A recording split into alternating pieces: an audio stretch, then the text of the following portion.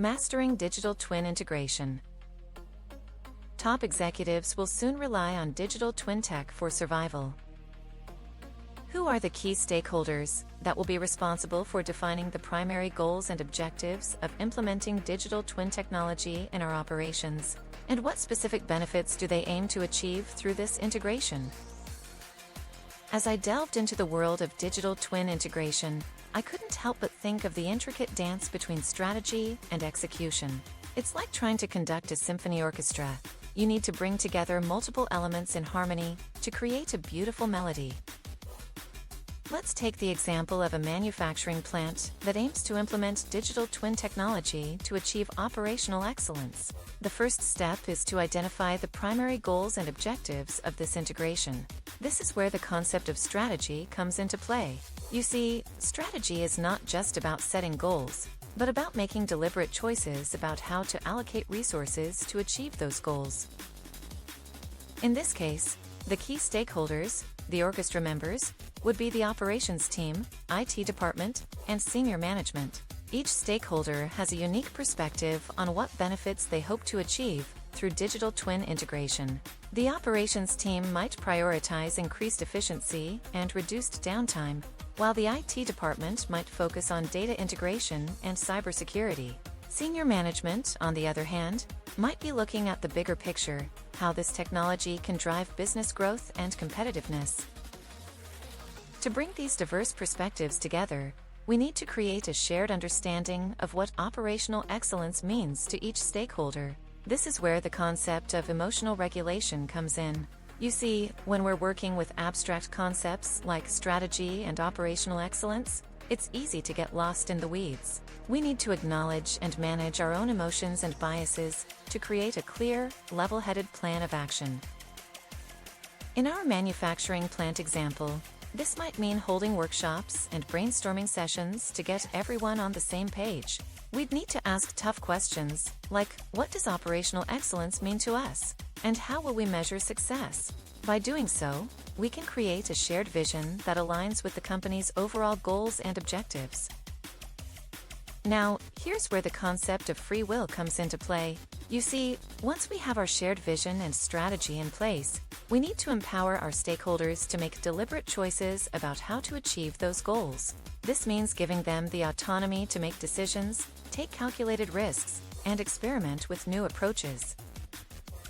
In the context of digital twin integration, this might mean creating a sandbox environment where the operations team can test and refine their digital twin models. It might mean giving the IT department the freedom to explore different data integration approaches or cybersecurity protocols. And it might mean giving senior management the flexibility to adjust their business strategy based on insights gained from the digital twin.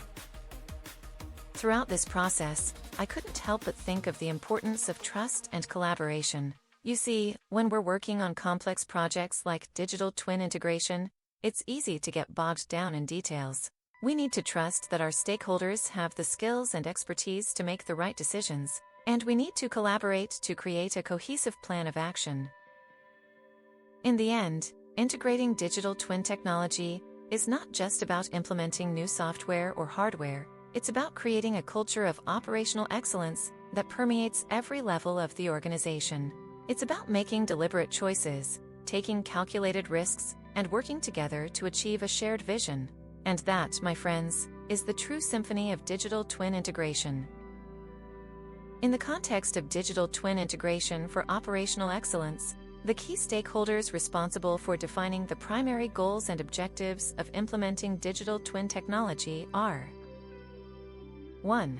Operations managers, responsible for overseeing the day-to-day activities of the operations team. They aim to improve efficiency, reduce downtime, and increase productivity through the use of digital twins. By integrating digital twins into their operations, they expect to achieve real-time monitoring, predictive maintenance, and optimized resource allocation. 2. Maintenance managers, focused on ensuring the reliability and availability of equipment. They seek to leverage digital twins to predict and prevent equipment failures, reduce maintenance costs, and optimize spare part inventory. They aim to improve mean time between failure, MTBF, and reduce mean time to repair, MTTR, metrics. 3.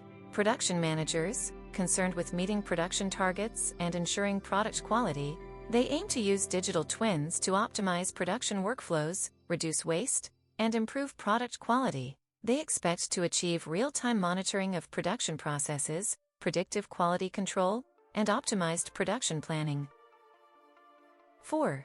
Supply chain managers, responsible for managing the flow of goods, services, and related information from raw materials to end customers.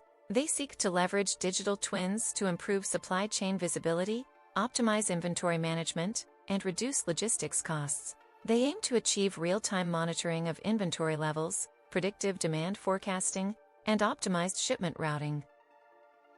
5. Quality and reliability engineers, focused on ensuring the quality and reliability of products and processes.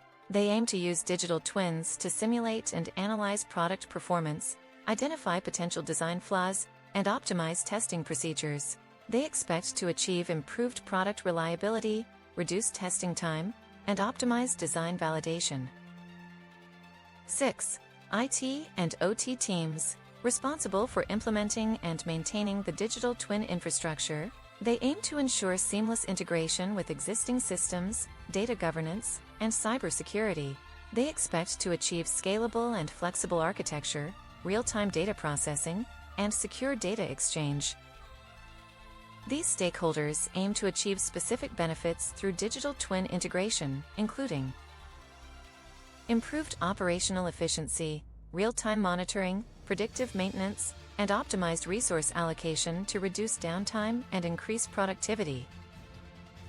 Reduced maintenance costs, predictive maintenance, optimized spare part inventory, and improved MTBF and MTTR metrics to reduce maintenance costs and improve equipment reliability. Enhanced product quality, real-time monitoring of production processes, predictive quality control, and optimized production planning to improve product quality and reduce waste. Increased customer satisfaction, improved supply chain visibility, optimized inventory management, and reduced logistics costs to improve delivery times and customer satisfaction. Improved product reliability, simulation and analysis of product performance, identification of potential design flaws, and optimized testing procedures to improve product reliability and reduce testing time. Enhanced collaboration, integration of digital twins with existing systems and data governance to enable seamless collaboration across departments and organizations. To achieve these benefits, the stakeholders will need to collaborate to define the primary goals and objectives of implementing digital twin technology, identify the required infrastructure and resources, and establish a roadmap for implementation and integration.